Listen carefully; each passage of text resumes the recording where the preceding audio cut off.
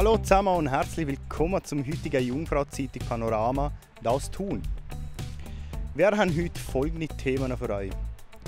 Die Fahnenweihung der historischen Schützen Schweiz. Futsal Minerva startet in die neue Saison. Und die SVP kündigt das Referendum an. Zuerst schauen wir jetzt aber auf die News vom heutigen Tag. Goudswil. Lebensgefährliche Aktion auf einer Eisenbahnbrücke. Ein Video macht aktuell die Runde. Es zeigt eine Person, die hoch über der Aare und nach von der Eisenbahnschiene Velo fährt. Die zuständige Bahn hat Kenntnis vom Vorfall in der Nähe von Interlaken. Dellenburg. Frutigen bekommt Baubewilligung. Mit dem Bauentscheid vor vergangenen Woche hat die Regierungsstatthalterin von Frutigen-Niedersimmental das Baubewilligungsverfahren in Sachen Dellenburg abgeschlossen. Die Gemeinde darf das Gebäude sanieren und einen neuen Aufenthalts- und Ausstellungsraum bauen. Die Berner Baubehörden haben Ferienhausbesitzer zu hart angefasst. Verschiedene Berner Baubehörden haben Reparaturarbeiten an Privatliegenschaften im Naturschutzgebiet St. Petersinsel im Bielersee streng bewertet. Das kantonale Verwaltungsgericht hat am Mittwoch entschieden, dass die Eigentümer dieser Häuser die geplanten Reparaturen durchführen dürfen. Herkunft trifft Zukunft. Die historischen Schützen Schweiz haben sich für die Weihung von ihrer Fahne auf dem geschichtsträchtigen Rütti getroffen. Neben dem Abt Urban Federer aus Einsiedeln hat auch der Gründer von Bitcoin Suisse, der Niklas Nikolaisen, vorbeigeschaut.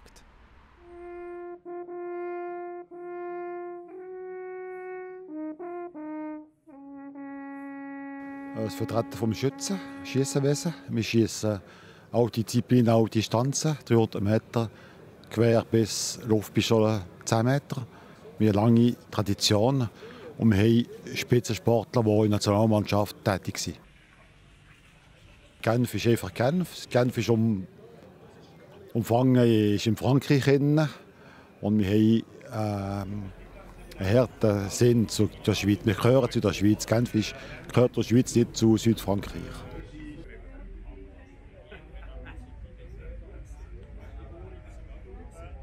Die historischen Schützen Schweiz haben natürlich den Auftrag, als Denkmal historischer Schiessen oder Schlachten oder anderen Ereignissen, die für die Bildung der erfolgreichen Schweiz wichtig waren, in Erinnerung zu behalten. Verteidigung, Freiheitsrechte sind nur in diesen Jahrhunderten über Waffeneinsatz möglich gewesen, wie die Geschichte das eigentlich zeigt. Das ist halt, man kann das bedauern, aber das ist die Realität. Die Schweiz hat sich nur als frei entwickeln, weil sie in der Lage war, mit Waffen ihre Freiheitsrechte zu verteidigen. Ich war Spitalsoldat und die haben Pistolen, die haben kein Gewehr. Und ich habe damals schon gesagt, ich gehe ins Kloster und ich war dummerweise einer der besten Schützen in der Kompanie. Also ich konnte schiessen. Es geht ja auch nicht darum, dass wir als Schweiz, und das schätze ich bei uns sehr, Krieg führen. Es geht erstens mal um Verteidigung, zweitens geht es um Sport und drittens habe ich heute auch bei dieser Fahnenweihung gesagt, gerade weil ich ein Kreuz anhabe und auf dieser Fahne, auf dieser Standarte ist es Schweizer Kreuz, geht es vor allem auch darum, um die Hingabe. Das Kreuz ist das Zeichen der Hingabe. Und ich sage gerne, die Hingabe von Leuten für eine Sache, sei es für unsere Gesellschaft, sei es für den Menschen, sei es für unseren Staat.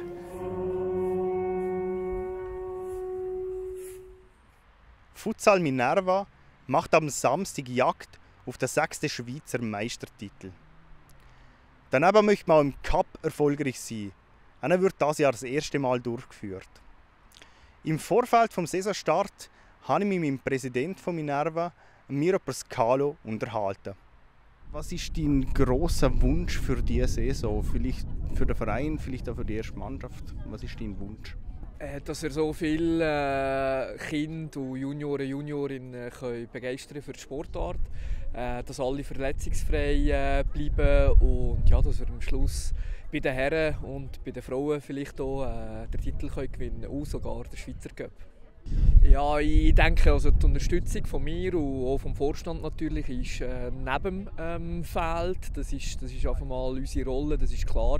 Auf dem Feld ist sicher der Trainer primär, aber durch gewisse Gespräche mit einzelnen Spielern kann man sicher auch zwischenmenschlich unterstützen, ohne dort in die Sportliche hineinzugreifen.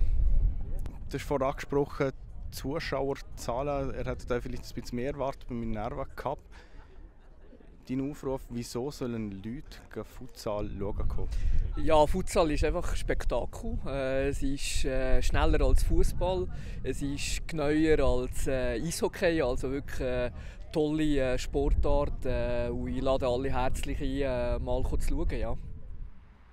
Die SVP-Bundesrat-Fraktion will gegen das Gesetz zur Erreichung des Netto-Null-Ziel 2050 das Referendum ergreifen. Der definitive Entscheid soll nach der Schlussabstimmung in wenigen Tagen fallen. Zu den Gründen äußert sich der Nationalrat Michael Graber gegenüber Kiesten, SDA. Wir haben im Moment eine Zeit, wo eine akute Strommangellage droht. Wir haben eine Zeit, in der der Bundesrat der Bevölkerung vorschlägt, Kerzen zu kaufen, gemeinsam zu duschen, die Raumtemperatur zu reduzieren, wo es nur geht, Strom zu sparen, die Schaufensterbeleuchtungen nachts auszuschalten und auf die Weihnachtsbeleuchtung im Dezember zu verzichten. Und genau in diesem Zeitpunkt kommen wir als Parlament und machen ein Gesetz, das noch viel mehr Strom braucht, obwohl wir heute nicht wissen, woher wir den Strom, welchen wir heute brauchen, nehmen sollen. Meine Damen und Herren, das ist ein Stromfressergesetz, dieser indirekte Gegenvorschlag zur Gletscherinitiative, und den unterstützt die SVP nicht. Beim Netto-Null-Ziel sprechen wir von 347 Milliarden Franken von Kosten, die auf die Bevölkerung, auf die Allgemeinheit zukommen, auf die KMU, auf die Wirtschaft, eigentlich auf die Leute, die jeden Tag arbeiten. Diese Zahl finden Sie in einer Studie von Swiss Banking, die heißt Sustainable Finance. Da finden Sie diese Zahlen. Netto Null bis 2050 ist sehr weit weg aus heutiger Perspektive für einen Menschen, aber ausbaden müssen das dann die künftigen Generationen, unsere Nachkommen, und die müssen es dann schlussendlich auch bezahlen. Das ist verantwortungslose Politik, Ziele zu definieren ohne konkrete Maßnahmen. Das war es vom heutigen Jungfrau-Zeitung Panorama. Mehr Infos zu den einzelnen Artikeln und Themen gibt es wie immer auf jungfrauzeitung.ch oder in unserer App. Ob es mit dem strahlenden Herbstwetter so weitergeht, verraten euch die Kollegen von Meteo News. Ich sage danke fürs Zuschauen und bis zum nächsten Mal. Ciao zusammen. Das Wetter wird euch präsentiert von der Jungfrau-Zeitung. Herzlich willkommen bei Ihrem Jungfrau-Zeitungswetter für den Kanton Bern. Für unsere Meteorologen ist der Herbst in der Zwischenzeit schon 3 Wochen alt. Oder jung. Aus astronomischer Sicht ist es dagegen erst übermorgen am Freitag so weit. Und Ihr Wetter dazu, das kommt jetzt. Ja, das in den letzten Tagen, Wetterbestimmung Hoch Stefan, verlagert sich von Norddeutschland ein bisschen weiter nach Osten, zeichnet sich aber immer noch für unser Wetter verantwortlich. Nach einer klaren Nacht starten wir in den Donnerstag frisch und hoffentlich auch fröhlich. Auf jeden Fall mit einem schönen Sonnenaufgang und einem blauen Himmel. In Bern da starten wir mit 3 Grad, in Frutigen mit 4 Grad in den Donnerstagvormittag.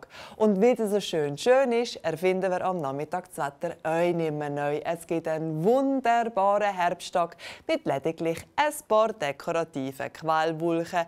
Der Tag ist also super geeignet, um einen Ausflug zu planen und den goldigen Herbsttag zu genießen. Die 0-Grad-Grenze liegt auf rund 3100 Metern. Begleitet werden sie in den Bergen vom schwachen Nord- bis Nordwestwind. Ja, der Start in einen Freitag und gleichzeitig auch in einen kalendarischen Herbst glückt am Morgen schon mal herbstlich, nämlich mit Hochnebelfeldern, die sich aber rasch auflösen, und sonst ist es trotz zunehmend dichteren hohen Wolken recht sonnig und mit rund 20 Grad am Nachmittag warm. Am Wochenende und in der ersten Hälfte der nächsten Woche geht es aus heutiger Sicht wechselhaft mit gelegentlichen Schauern weiter. Wir für Ihrem Jungfrau-Zeitungswetter für den Kanton Bern halten Sie natürlich immer auf dem Laufenden. Das war es von meiner Seite. Herzlichen Dank fürs Zuschauen und weiterhin eine wunderbare Herbstzeit. Ade miteinander.